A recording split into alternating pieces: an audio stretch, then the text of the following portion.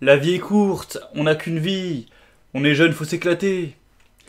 C'est le genre de phrase qu'on entend souvent. Allez, viens t'éclater en boîte avec nous, on est jeune. Arrête avec tes légumes, viens prendre un tacos 3 viandes, on n'a qu'une vie. La flemme de travailler, la vie est courte, viens regarder la téloche. Effectivement, à l'échelle de l'univers, une vie humaine peut être considérée comme assez courte. Et puis, sauf preuve du contraire, oui, nous n'avons qu'une vie. Mais est-ce que ces informations sont suffisantes pour vivre une vie de débauche et d'ennui dictée par la société? Selon certaines personnes, oui, mais de mon humble avis, c'est tout le contraire.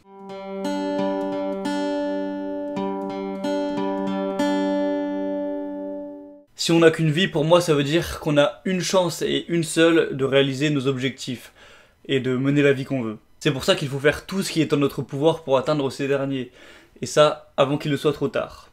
Est-ce que mes objectifs, c'est d'aller en boîte tous les samedis soirs, de manger au tacos tous les 2 jours, et de passer mes week-ends devant la téloche? Non, pas vraiment, alors je n'ai aucune raison d'effectuer une ou plusieurs de ces actions. Après, je reste un être humain, alors évidemment qu'il m'arrive de temps à autre d'aller manger au fast-food, ou de regarder une vidéo débile sur YouTube, mais ça reste des exceptions. L'argument du « la vie est courte » signifie pour moi tout le contraire de « il faut profiter ». S'il ne te reste que 10 ans pour atteindre tes objectifs, alors travaille-y dès maintenant et ne perds pas ton temps ailleurs. Si tu veux plus de liberté, plus de réussite amoureuse, plus d'argent, être en meilleure santé, avoir des meilleures relations avec les autres, avoir un meilleur développement de toi-même, etc., tu devras travailler pour avoir tout ça, travailler très dur. Le fait de n'avoir qu'une seule vie doit être un putain de boost. Il y en a qui vont me dire « oui mais plus tard tu regretteras de pas t'être éclaté ». Bon, déjà, chacun a sa définition de s'éclater. Et moi, je pense que si j'investis tout mon argent, tout mon temps et toute mon énergie pour réaliser mes objectifs, en fait, soit je les aurais atteints, donc je regretterais rien du tout, ou soit je les aurais pas atteints, mais étant donné que j'aurais tout fait pour atteindre ces derniers, eh bien, je ne le regretterai pas non plus.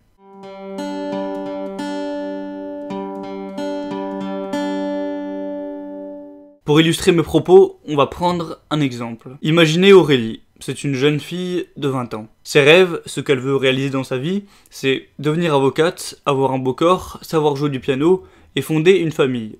Et elle veut avoir tout ça avant ses 30 ans. Une vie qui la rendrait pleinement heureuse, ce serait une vie où elle serait avocate, aurait une famille, un beau corps et saurait très bien jouer du piano. Et tout cela à 30 ans donc. Pour toucher à cette vie de rêve, elle va devoir travailler, faire des études de droit, trouver un partenaire idéal, faire du sport, bien manger, faire du piano tous les jours. Elle n'a qu'une vie pour réaliser ses objectifs. Dans 10 ans, ce sera trop tard. Malgré tout ça, elle aimerait profiter comme ses copines, aller en boîte le samedi soir, manger au McDo tous les 2 jours, enchaîner les partenaires, ne pas louper un épisode de télé-réalité ou la série du moment. Ce sont pour elle des activités qui la détendent ou lui font plaisir dans l'instant. Malheureusement, elle ne pourra pas tout avoir car il n'y a que 24 heures dans une journée. Réussir ses études, faire du sport, faire de la musique et entretenir une relation stable prend déjà toute une journée.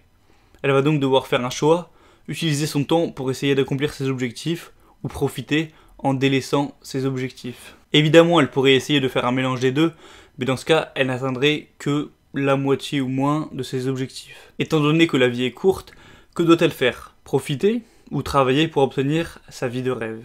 Dans le premier cas, elle s'éclatera pendant plusieurs années, mais n'accomplira aucun de ses objectifs. Au final, à 30 ans, elle ne sera pas avocate, n'aura pas de famille, n'aura pas un beau corps et ne saura pas jouer du piano. Malgré ses 10 ans de profit, elle n'a pas du tout la vie qu'elle espérait.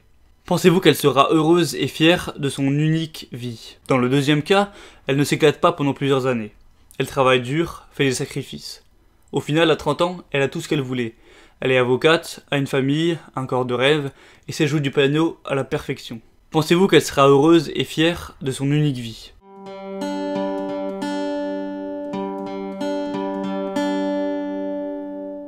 Bon, inutile d'en rajouter, je pense que tout le monde a compris où je voulais en venir. Ce que je vous invite à faire maintenant, c'est de visualiser vos objectifs et de vous rendre compte de tout ce que vous devrez faire chaque jour pour les atteindre. Si vous avez beaucoup d'ambition, il est possible qu'il ne reste plus trop de place pour les activités plaisir. Si vous êtes d'accord avec moi, la prochaine fois que quelqu'un s'étonne que vous préfériez travailler au lieu de vous éclater, eh bien, montrez-lui cette vidéo et peut-être qu'il comprendra. Si la vie est unique et courte et que vous avez des rêves, vous n'avez qu'une seule chance de les réaliser. Faites donc le nécessaire pour y arriver et sacrifiez ce qu'il faut sacrifier. Vous ne regretterez pas de ne pas vous être éclaté, Par contre, si vous vous éclatez, vous regretterez de ne pas avoir travaillé au moment opportun, car vous n'aurez jamais la vie dont vous rêviez.